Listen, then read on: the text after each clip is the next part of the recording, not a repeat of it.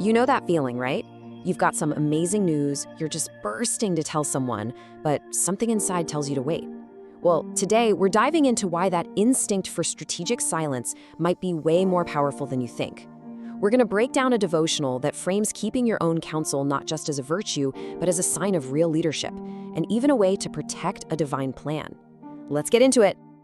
This all starts with this powerful piece of wisdom from Ecclesiastes. We live in a world that's all about speaking up, finding your voice. But what if the real power, the deeper discipline, is actually mastering that first part, knowing exactly when to keep silent? So, building on that idea of disciplined silence, the source material we're looking at argues this isn't just about personal restraint. No, it's about a core duty of leadership, what it calls the responsibility of secrets. At the heart of it all is this direct link between greatness and discretion. The idea here is that being able to handle sensitive information isn't just a nice skill to have, it's a prerequisite for any real influence.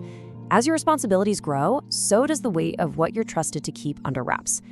So why is all this secrecy so important for a leader? Well, the source is really clear. It's not about being deceptive, it's about being protective. A leader holds on to confidential info to shield themselves, their followers, and the mission as a whole. Because releasing the right information at the wrong time can let it get twisted or misused, and that could derail everything. And this is where our explainer takes a really interesting turn. The devotional we're drawing from takes this human principle of leadership and applies it to the spiritual realm, suggesting that God operates with a similar kind of strategic discretion. This brings us to a fascinating question. What does it actually mean to become a confidant of God? And according to this devotional, who even gets entrusted with these divine secrets in the first place? The source points to this verse for an answer. It suggests that the key to being entrusted with confidential, divine information is reverence, a deep respect and closeness. So it's not about being perfect, but about having this posture of awe and respect. And this really lays out the two paths with stark clarity. On one side, the text says reverence gets you into the inner circle. On the other side, it gives a pretty blunt warning. If you prove you can't keep a secret, well, don't be surprised when the flow of confidential information just dries up. And to show just how high the stakes are for this kind of trustworthiness, the source gives us this powerful historical example, a moment when the fate of a world-changing plan hinged on one person's ability to keep a massive secret.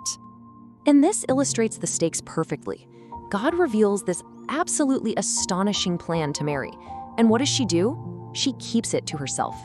The devotional argues that if Mary had been talkative, she could have exposed Jesus to incredible danger right from the start. Her silence was a shield, a crucial part of protecting the plan. So Mary's silence as a shield.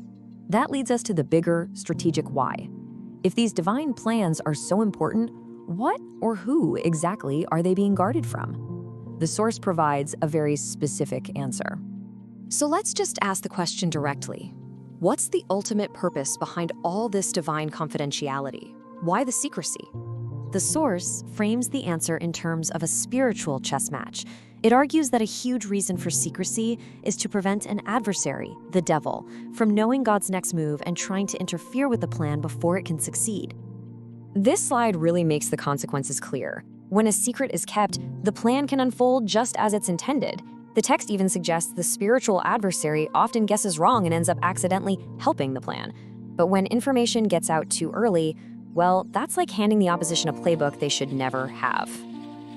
And here it is, the devotional's primary evidence for this whole idea. This verse is presented as the ultimate example of strategic ignorance. The argument is that the forces opposing Jesus didn't understand the full scope of God's plan. If they had, they never would have taken the very action that, according to Christian theology, fulfilled it. Their ignorance was essential. Okay, so what does all of this mean for us? The final part of our explainer brings this really high-level strategic concept down to a very personal and practical level. At the end of the day, it all boils down to trust. The source boils this all down into a pretty practical 3-step process. This isn't about guesswork, it's about being intentional. First, you listen. Second, you actually clarify. Is this information just for you? And third, if the answer is yes, you honor that trust and you keep it secure. And that brings us to the central takeaway. In the framework of this devotional, being entrusted with more secrets with deeper insight is a direct result of proving you can handle what you've already been given. Discretion is the evidence of trustworthiness. And so we end where the source material does, with a direct challenge. It asks us to reflect on our own reliability, not just with people, but on a spiritual level. Can God trust you with his secrets? Something to think about. Thanks for joining us.